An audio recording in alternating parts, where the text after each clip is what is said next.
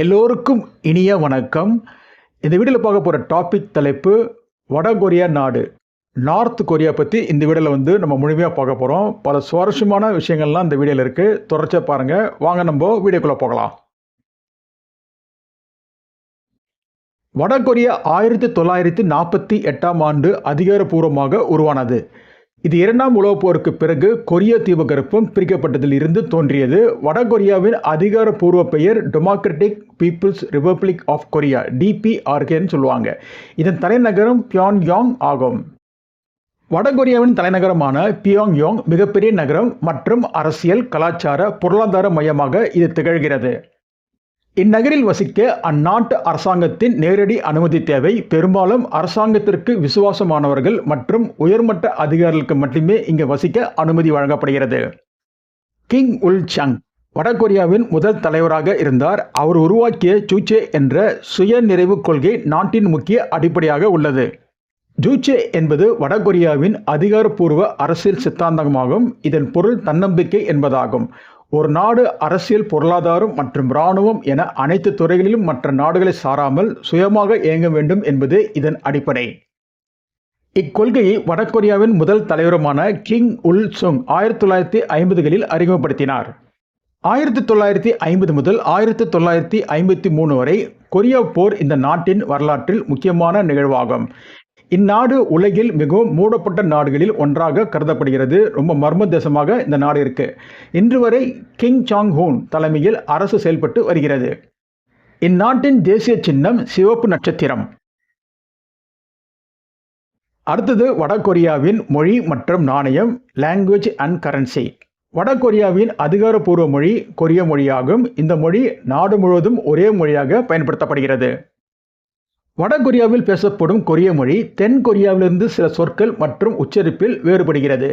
அரசாங்க மொழியில் வெளிநாட்டு சொற்களை குறைப்பதில் அதிக கவனம் செலுத்துகிறது. கல்வி, நிர்வாகம், ஊடகம் அனைத்திலும் கொரிய மொழியே பயன்படுத்தப்படுகிறது.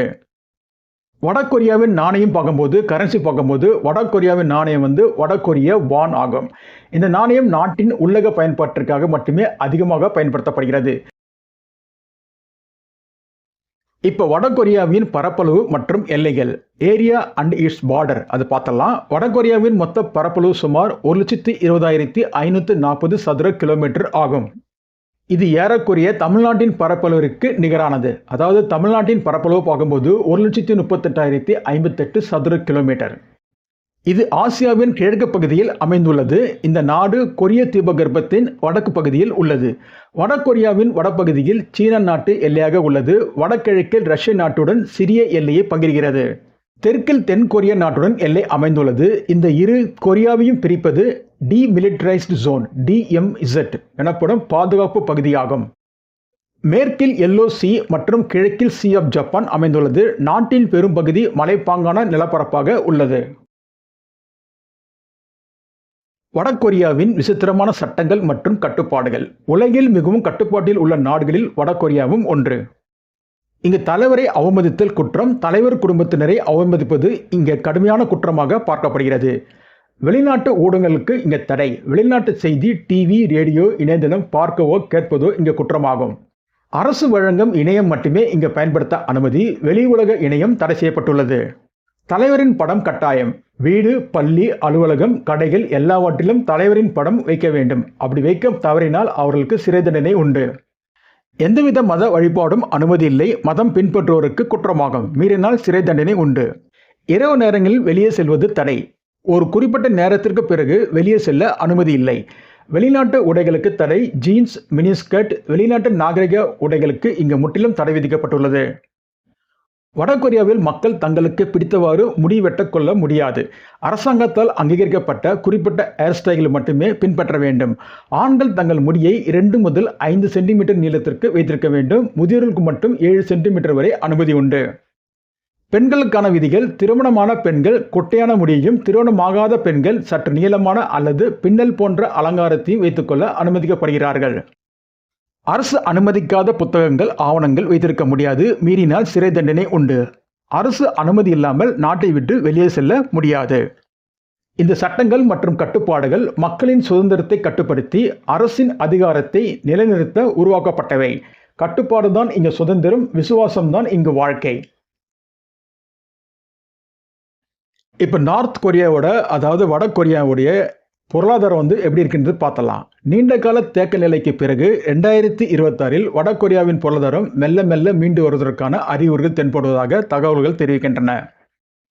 ரஷ்யா மற்றும் சீனா ஆகிய நாடுகளுடன் ஏற்பட்டுள்ள நெருக்கமான உறவு மற்றும் வர்த்தக ஒத்துழைப்பு அந்நாட்டின் பொருளாதார சூழ்நிலையை மேம்படுத்த முக்கிய காரணமாக அமைந்துள்ளது. இப்போ நார்த் கொரியாவுடைய வட கொரியாவுடைய இராணுவத்தை பார்க்கலாம், மிலிட்ரி பார்ப்போம். சுமார் 1.2 மில்லியனுக்கும் அதிகமான நிரந்தர வீரர்களை கொண்ட வடகொரிய இராணுவம் வீரர்களின் எண்ணிக்கையில் உலகின் 4வது பெரிய இராணுவமாக இன்று திகழ்கிறது. இராணுவத்திற்கு முதலிடம் என்ற கொள்கையை பின்பற்றுவதால் நாட்டின் மொத்த வருவாயில் பெரும்பகுதி இராணுவத்திற்காகவே செலவிடப்படுகிறது. வழக்கமான தரைப்படை மற்றும் கடற்படையுடன் சர்வதேச அழுத்தங்களுக்கு மத்தியிலும் வடகொரிய அணு ஆயுதங்கள் மற்றும் கண்டம் விட்டு கண்டம் பாயும் ஏவுகணை திறனை பெற்றுள்ளது. கட்டாய இராணுவ சேவையை முடித்த சுமார் 6 மில்லியன் மக்கள் ரிசர்வ் படையில் உள்ளனர். போர்க்காலங்களில் இவர்களையும் சேர்த்து மிக குறுகிய காலத்தில் ஒரு பிரம்மாண்டமான படையை திரட்டும் திறன் இந்நாட்டிற்கு உண்டு. வடகொரியாவின் கட்டாய இராணுவ சேவை கம்பல்சரி மிலிட்ரி சர்வீஸ். வடகொரியாவில் ஆண்கள் மற்றும் பெண்களுக்கு இராணுவ சேவை கட்டாயமாக்கப்பட்டுள்ளது. இது உலகின் மிக நீண்ட கால கட்டாய இராணுவ சேவைகளில் ஒன்றாக கருதப்படுகிறது. உயர்நிலை பள்ளி படிப்பை முடித்தவுடன் ஆண்கள் இராணுவத்தில் சேர வேண்டும். இவர்கள் பொதுவாக 10 ஆண்டுகள் வரை கட்டாயமாக இராணுவத்தில் பணியாற்ற வேண்டும். 2015 ஆண்டு முதல் பெண்களுக்கும் இராணுவ சேவை கட்டாயமாக்கப்பட்டுள்ளது. பெண்கள் தங்களது 23 வயது வரை இராணுவத்தில் பணியாற்ற வேண்டும். அடுத்து வடகொரியாவின் சுற்றுலா டூரிசம். வெளிநாட்டு சுற்றுலா பயணிகள் வடகொரியாவில் தன்னிச்சையாக எங்கும் சுற்றி பார்க்க முடியாது. அரசாங்கத்தால் அங்கீகரிக்கப்பட்ட சுற்றுலா நிறுவனங்கள் மூலம் மட்டுமே அந்நாட்டிற்குள் நுழைய முடியும். சுற்றுலா பயணிகள் தங்கும் ஹோட்டலை விட்டு வெளியே வரும்போது எப்போதும் 2 அரசு வழிகாட்டிகள் கைட்ஸ் உடன் இருக்க வேண்டும். அவர்கள் காட்டும் இடங்களை மட்டுமே பார்க்க அனுமதி உண்டு. தலைவர்களின் சிலைகள் மற்றும் நினைவிடங்களுக்கு செல்லும்போது சுற்றுலா பயணிகள் அங்கு பூங்கொத்து வைத்து தலைவணங்கி மரியாதை செலுத்துவது கட்டாயமான நடைமுறையாக பின்பற்றப்படுகிறது. இராணுவ வீரர்கள் இராணுவ நிலைகள் மற்றும் வறுமை நிலை தெரியும் விதமான காட்சிகளை புகைப்படம் எடுக்க கடுமையான தடை விதிக்கப்பட்டுள்ளது. எடுக்கும் படங்களை வழிகாட்டிகள் அவ்வப்போது சரிபார்ப்பார்கள்.